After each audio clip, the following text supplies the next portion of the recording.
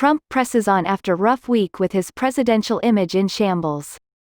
For President Donald Trump, the past week marked a terrible kickoff off to the fall campaign as he struggled to regain his balance amid multiple revelations that underscored the costly lies that he has told about the coronavirus pandemic and his breathtaking disregard for revered American military leaders. It is still too early to know how Trump's controversial comments, some alleged and others on tape, will influence voters given that many Americans' opinions of Trump have hardened and the universe of persuadable voters is shrinking. But the unflattering portrayal of the commander-in-chief in two bombshells reports around the Labor Day holiday, one in The Atlantic late last week and the other in Bob Woodward's forthcoming book, come as the first absentee ballots are sent out and as voters traditionally start tuning into the election. It's marked an inauspicious start of the home stretch for Trump. Even before those developments, the president was trailing former Vice President Joe Biden in the polls and was massively outraised by Biden's team in August, raising alarm among Republicans about whether the president will have enough money to match Biden's efforts through Election Day. Though Trump tried to massage and reinterpret his own words during this week's news conferences and a Thursday night rally in Michigan, Americans heard him on tape from February admitting to Woodward that the coronavirus was much more deadly than the flu and easily transmitted through the air, while saying virtually the opposite publicly about a pandemic that has now claimed more than 192,000 American lives. As much as Trump tried to shift the conversation to more favorable topics, the week was dominated by coverage of those damning admissions and the continuing fallout over his alleged comments about the military.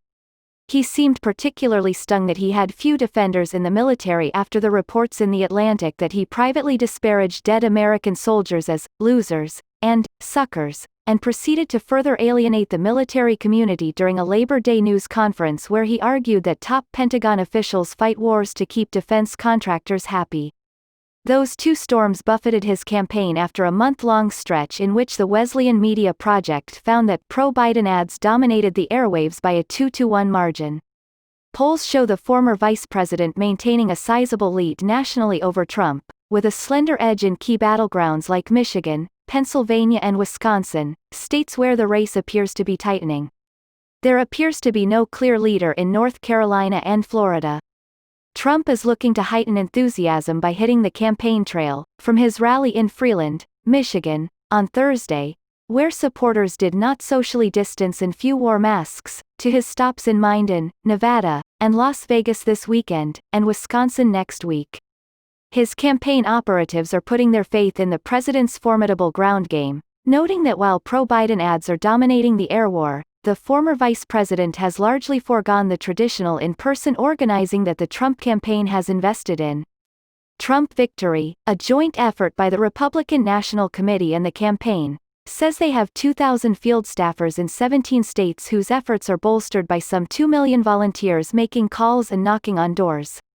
The campaign's current messaging and Biden's attempts to use Trump's comments to Woodward as a strike against the president could have a more immediate effect by galvanizing Democratic voters at the same time that the party is leading a push for them to return their ballots early. As of CNN's count late Friday for states that have made the data available, more than 11.8 million absentee ballots had been requested so far in 12 states, with Democrats leading requests in two key battleground states that disclose the party breakdown of those requests. But the Democratic advantage in ballots requested may be driven by the fact that Democrats tend to favor mail-in voting more than Republicans. In a recent CNN poll, 68% of Trump voters said they preferred to vote in person on Election Day compared to 21% of Biden's backers.